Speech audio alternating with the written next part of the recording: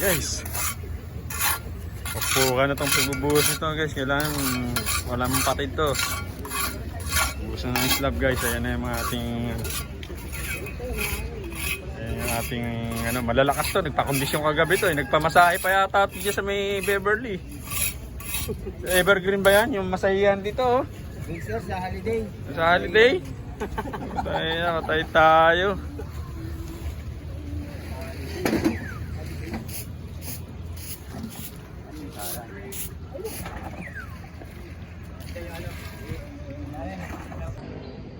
Good morning sa inyo mga idol.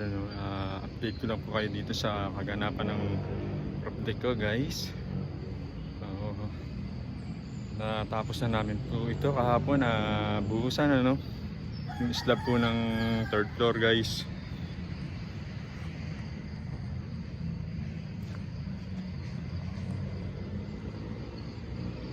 Ayan guys naging maghapon po yung binuhusan kahapon.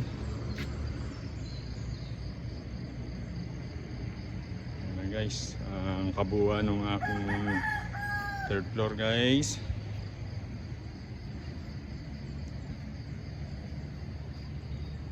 Ayan.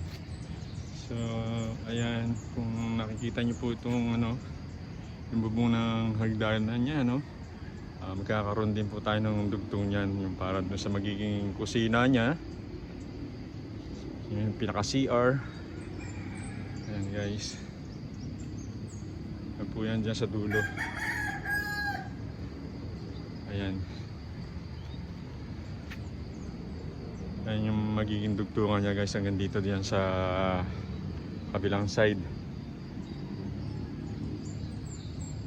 Ayan yung kabuuan niya mga idol